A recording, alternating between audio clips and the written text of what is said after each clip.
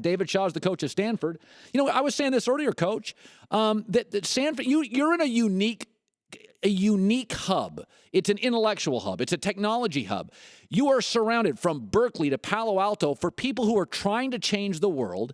Is it ever difficult, Coach, that many of your players are really heady guys and may disagree with you on or is it harder to coach at Stanford because your kids are smart and they're in this sort of incubator of technology, dissent, and different ideas?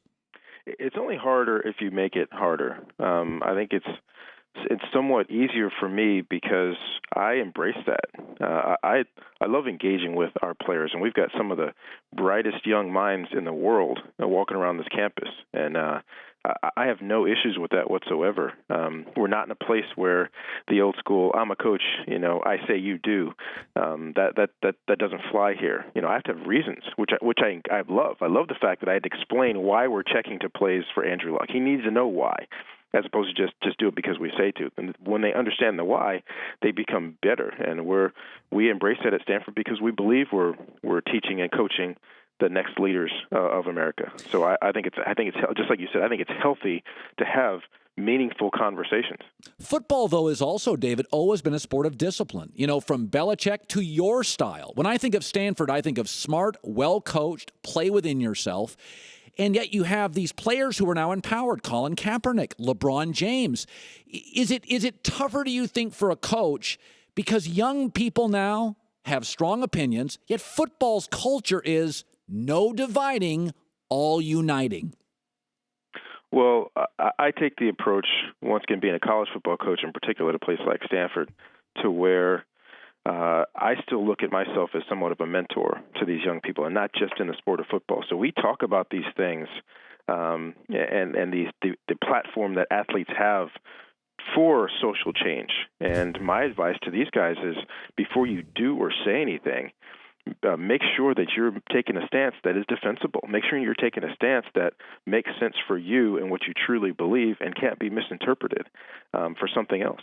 It's really funny you say misinterpreted, because I don't think Colin Kaepernick wanted this to be a military issue. I thought he feels strongly about a racial issue. And I think it landed to a lot of Americans as anti-military. I think your point is actually better said than I did.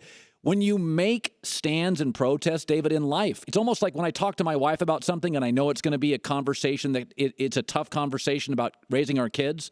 Man, do I think about how I'm going to say it before I say it. Oh, absolutely. And to take it on the football side, when I worked for John Gruden, I used to present things to him, and he, of course, early on would just slash all of my ideas because I couldn't defend them. So I learned to, before I took anything to John, I would slash it myself. And so everything I took to Coach Gruden would be something that I knew was good, that I knew I could defend all sides of it, the positive and the negative, the ups and the downs, and I learned to earn his respect. And the same thing when you speak out publicly, you have this platform now. You have to think about the potential unintended consequences. You just have to. You have to think about, what am I really trying to say? What am I really trying to do?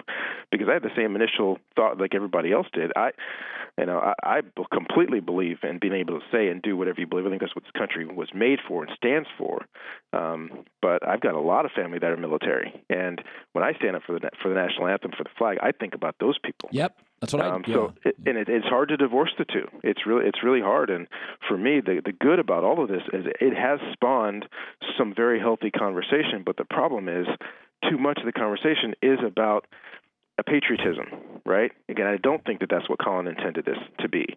But that's where the majority of the conversation is, and that's not what it should be about. It should be about how we can make this country better. And what Colin can do and say whatever he wants, but I think I've had multiple conversations with a lot of students, other coaches, et cetera, and saying, what would have been phenomenal would have been for Colin to say that he loves this country and he wants it to be better.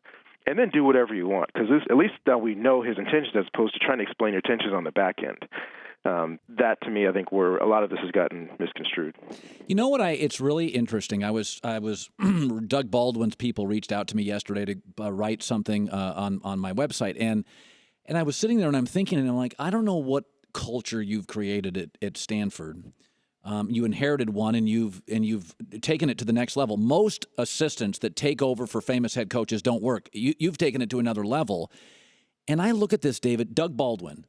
Doug Baldwin's become a beast. And I don't even remember Doug Baldwin much playing in college. He is another Stanford player, Richard Sherman, who's become a great NFL player.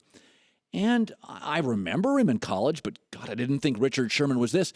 Is there a reason or a methodology why Stanford players now are overachieving in the NFL? I think there are a couple, and I don't mind bringing up the guy that you love, and Jim Harbaugh, and what he started here. My ego's not so big that I can't recognize the wonderful thing that Jim started here that we've continued on.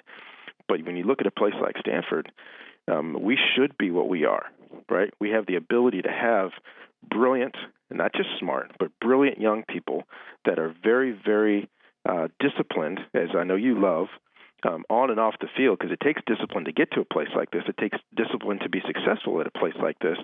But at the same time, I've talked to many people in many different spheres of life that are running companies, own companies, and hiring people, saying that I love hiring Stanford student-athletes, not just football players, but Stanford student-athletes, because they're tough-minded, right? And in today's world, you need to be smart, you need to be tough, you need to have a vision, and you have to be able to stand up and fight for something. And I think that's the kind of culture that we have here, and I think you see that on our football team. You know, it's interesting, Coach. I was talking about this to start the show. I'm a fan of discipline. And I watched the Tony Robbins documentary last night, and it's a little evangelical for my taste. But at the same time, he reaches people. He accesses certain parts of people, and it seems to help people. And sometimes I struggle reconciling my love for discipline and my willingness to grow. And you are a guy that when I look at your football teams, not a lot of penalties. I mean, I know what you're going to do against Kansas State. You're going to run the heck out of the football. How do you reconcile that? You are a guy about evolving, but you're in a disciplined sport, and I think you're a pretty disciplined guy. I struggle with that. I really do. Do you at all? Does it ever come into your mind that, okay, I want us to be disciplined, but I want us to be clever? Oh, absolutely not. For me, they go hand in hand, because I think, way back when I was young, I used to hear people say things like, you grow or you die, right? You can't stand still in today's society in anything. You have to constantly be pushing the envelope. We must learn. We must grow. We must talk to other staffs. We must see what other people are doing. And we may find something new, or it might strengthen our resolve in what we already do. So to me, that's why I think you keep your eye on other things, and you push yourself to grow and learn new things.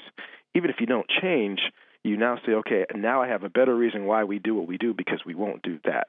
Or we found a better way to do what we do, which to me, it goes back to self-discipline. I have to be able to say, I don't know everything, right? I have to be able to search and look, and now I know what I know, and we do what we do. Now let's do it better than we did last year. Christian McCaffrey, in my opinion, maybe it's the size, maybe there's a racial component. I still don't think I think there's a percentage of people who don't see him as an NFL star. I said this last year. He's the closest thing to Reggie Bush I've seen. I can't project. I'm not an expert. I think he is one of the most dynamic football players collegiately I've ever seen. And I still don't think he quite gets the respect. Am I wrong? I think you are 100% correct. And I'm not going to put labels on it as to why. But I do know the people that will watch him live will see him either on TV or on the stadium, and especially live. When you go to a game, then you get it, right? You don't see a lot of guys do the things that he does. And you say, oh, maybe he's not that fast. He runs a 4.3, right? You say, okay, well, he's not that big.